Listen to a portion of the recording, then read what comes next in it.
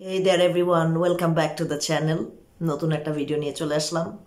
এই কথা তো প্রত্যেকবারই বলি যখন ভিডিও নিয়ে চলে আসি। তো এনিওয়েজ আজকের ভিডিওটা হেলথ রিলেটেড।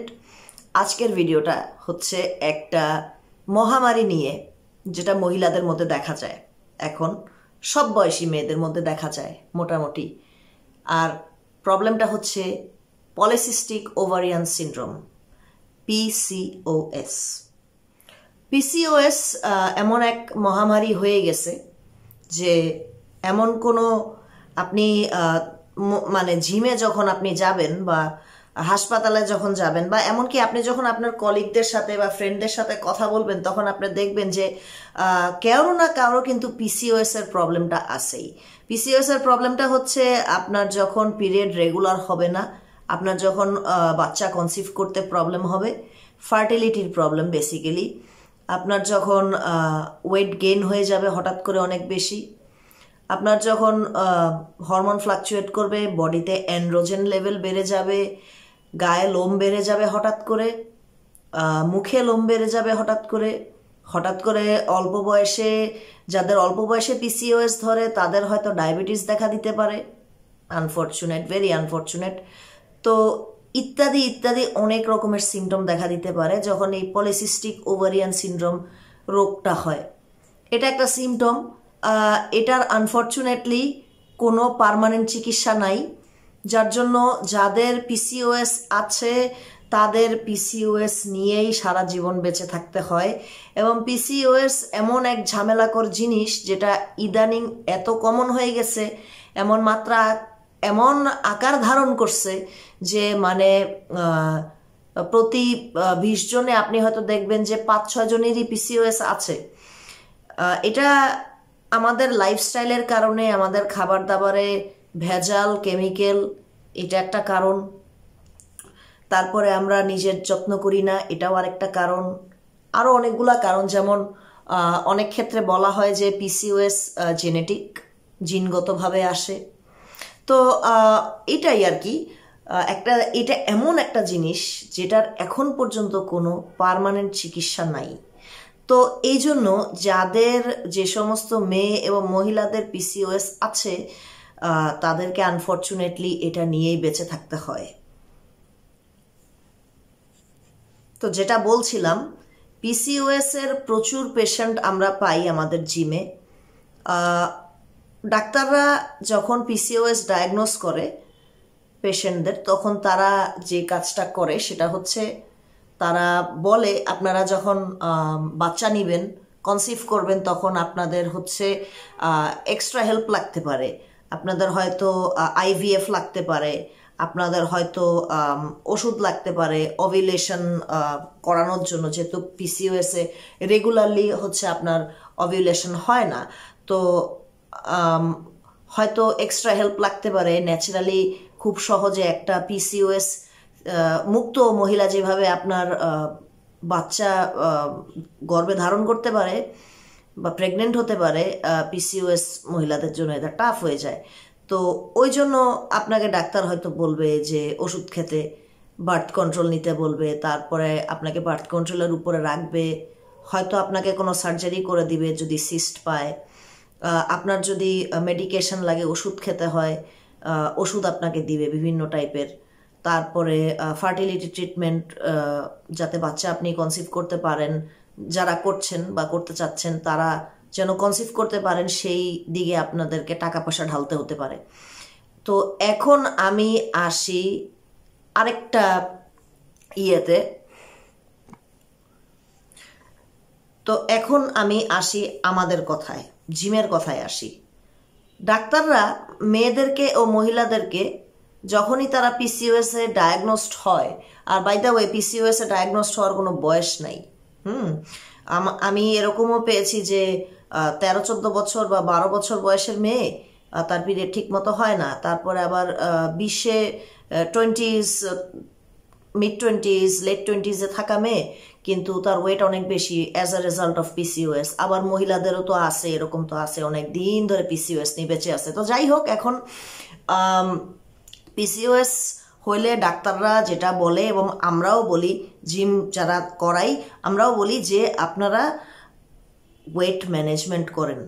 কারণ পিসিওএসে 1 নাম্বার ওয়েট গেইন হবেই, ওয়েট গেইন পিসিওএসে হবেই, এবং সেই ওয়েটটা লুজ করাটা অনেক ডিফিকাল্ট।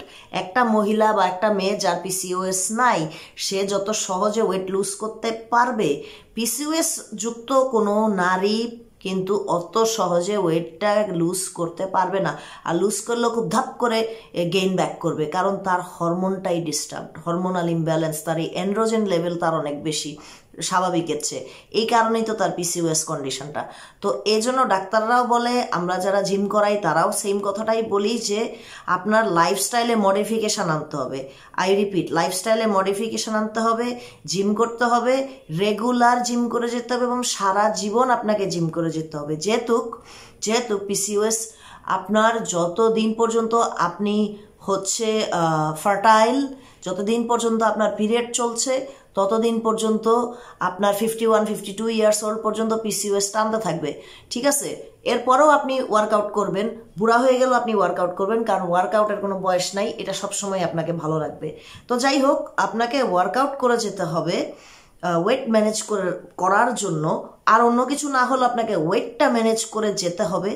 এর পাশাপাশি যে কাজটা করতে হবে সেটা হচ্ছে পিসিওএস এর যাতে সিমটম খারাপ না হয়ে যায়, সিমটম যাতে ইমপ্রুভ করে, সেজন্য আপনাকে যেটা করতে হবে সেটা হচ্ছে PCOS friendly food chart follow করতে হবে। That's right, food chart follow করতে হবে। এটা অনেকে বলে না, অনেক জিমে এটা বলে না, জানলে তো বলবে, তাই না? জানেও না, বলেও না। তো দেখা যাচ্ছে যে এমন সব ডায়েট দিয়ে দিচ্ছে বা এমন সব খাবার দিয়ে দিচ্ছে যেটা হয়তো আপনার সিমটম, আপনার পিসিওএস সিমটমকে খারাপ করে তুলতেছে। যেমন আমি একটা পয়েন্ট শেয়ার করি। যারা হলো পিসিওএস এর রুগী, তাদের কিন্তু refined sugar, refined carbohydrate, pasta, তারপরে হচ্ছে পিৎজা, দুধ, বিশেষ করে দুধ, তারপরে চিজ, হ্যাঁ, বাটার, মার্জারিন, এগুলি খাওয়া নিষেধ। এগুলি খেলে তাদের ওভুলেশন হয় না, এগুলি খেলে তাদের সময় মতো পিরিয়ড হয় না। হ্যাঁ, আর পিসিওএস এর রুগী সবচেয়ে ভালো থাকে কি অবস্থায়, কি ডায়েট ফলো করলে, সেটা হচ্ছে যদি পিসিওএস এর রুগী ভেজিটেরিয়ান হইতে পারে এবং খুবই কম আমিষ খায়, অ্যানিমাল প্রোটিন যেটা, যদি আমিষ খুব কম খায় এবং নিরামিষভোজী হইতে পারে, তাহলে পিসিওএস পেশেন্টের সিমটম অনেকটা ভালো থাকে। এটা আমাদের দেখা। আর আমার আরেকটা যেটা জিনিস দেখছি আমি, যে পিসিওএস এর রোগী বাহিরের খাবার খেলে, বাহিরের খাবার যদি সে খায়, সে যদি কেক, পেস্ট্রি, পাস্তা, তারপরে কোক, অ্যালকোহল, এগুলো যদি খায়, তাহলে তার কন্ডিশন খারাপ হয়ে যেতে পারে। তো মোদ্দা কথা হচ্ছে পিসিওএস এর পেশেন্টদেরকে ওয়ার্কআউটের পাশাপাশি এমন পিসিওএস যাতে ভালো থাকে, কন্ট্রোলে থাকে, সেই উপযোগী ডায়েট চার্ট ফলো করতে হবে, যাতে করে তার বডি আউট অফ কন্ট্রোল হয়ে না যায়। তো হ্যাভিং সেড দিস, আমি আমার কথা এখানেই শেষ করতে চাচ্ছি যে ভাই, পিসিওএস এর পেশাটা আমরা প্রচুর দেখি, কনসিভ করতে চাচ্ছে, কনসিভ করতে পারতেছে না, পরিবার আপসেট হয়ে আছে, নিজের ব্যক্তিগত জীবনে আপসেট হয়ে আছে, মা হতে পারছে না। হ্যাঁ, বয়স কত? বয়স মাত্র 18, বয়স মাত্র 20, অথচ মা হতে পারছে না। ঠিক আছে, তো কত দুঃখজনক বিষয়, তাই না? পিসিওএস এর কোনো বয়স নাই। পিসিওএস যখন কাউকে ধরে, তখন একবারে ধরে মানে ধরে, সেটা যেই বয়সেরই হোক। তো এটার আবার একটা সোশ্যাল স্টিগমা আছে আমাদের সমাজে, যে বাচ্চা হচ্ছে না মেয়ের, তার মানে সব দোষ মেয়ের। হ্যাঁ, যদি একটা মানুষের গায়ে রোগ হয় বা একটা মানুষের এমন কোনো কিছু হয় যেটা ট্রিট করা যাচ্ছে না ফুললি, কিওর এত সহজে যাচ্ছে না, কারণ সায়েন্স ওটা আবিষ্কার করে নাই এখনো, ওভাবে মেডিকেল সায়েন্স ওটা আবিষ্কার করে নাই। তো দেখা যাচ্ছে পিসিওএস এর রুগীকে পরিবার থেকে, পরিজন থেকে, স্বামীর থেকে বিভিন্ন রকমের কথা শুনতে হয়, চাপ প্রয়োগ করে ওরা, তারপরে খোঁটা দিয়ে কথা বলে যে বাচ্চা হচ্ছে না। This is very very wrong. এটা একটা ট্যাবু, এটা ভাঙতে হবে, এটা নিয়ে কথা বলতে হবে, এটা নিয়ে সোচ্চার হইতে হবে। কারণ কার কখন কি রোগ হয়ে যায় সেটা কিন্তু আমরা জানি না। ঠিক আছে। আর রোগ হয়ে যাওয়ার অর্থ যে আপনি বিয়ে করতে পারবেন না, বা আপনি বিয়ে করে জীবনে সুখী হতে পারবেন না, বাচ্চা নিতে পারলেই যে সব, বাচ্চা নিতে না পারলেই যে সব না। এটা এই চিন্তা থেকে বাঙালিকে বের হয়ে আসতে হবে, কারণ বাঙালি অত্যন্ত গদবাঁধা সেকেলে চিন্তা করে তারা তাদের নিজেদের জীবনকে কঠিন বানায়। তো আমার একটা বিনীত অনুরোধ থাকবে যে যারা পিসিওএস এর রোগী তাদেরকে দয়া করে হেনস্থা করবেন না, তাদেরকে হেয় করবেন না, কারণ পিসিওএস ডাক দিয়ে কেউ আনে না, এটা হঠাৎ করেই হয়ে যায়। এবং এটা যখন হয় তখন লোকে প্রচুর চেষ্টা করে। আপনারা যারা ট্রিটমেন্ট নিচ্ছেন না, নেন। আপনারা যারা জিমে যাচ্ছেন না, জিমে ভর্তি হন, ডায়েট ফলো করেন, সুইটেবল ডায়েট ফলো করেন, কিন্তু আশা কখনো হারাবেন না। ট্রিটমেন্ট করেন, লাগলে আইভিএফ করেন, বিভিন্ন ফার্টিলিটি ক্লিনিক আছে, সেখানে যান। হ্যাঁ, আপনার যদি বেবি কনসিভ করতে চান করতে পারবেন। আর যদি আমি একটা সাজেশন দিয়ে রাখতে চাই, বাঙালি এটা করে না, বাট করা উচিত।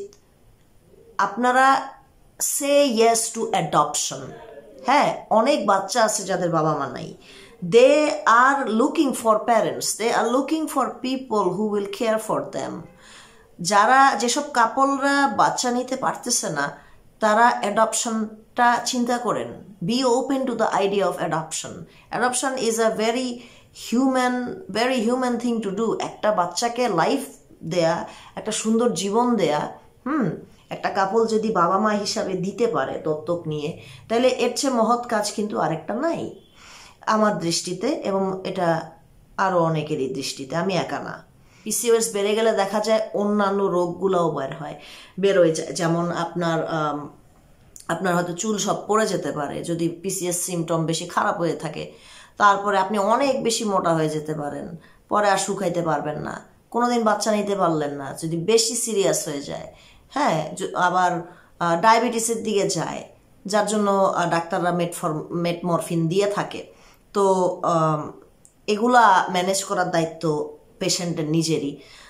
আমরা ওপেন আছি, we are open at kinetic fitness club to help PCOS patients out with whatever we have, with our utmost knowledge and everything. And my advice, my message to the PCOS women and girls: take care of your uterus, take care of your womb, take care of your ovaries. দিনের শেষে আপনার শরীর আপনার responsibility, আপনার health আপনার responsibility. Be careful about the PCOS symptoms and keep it under check. Thank you.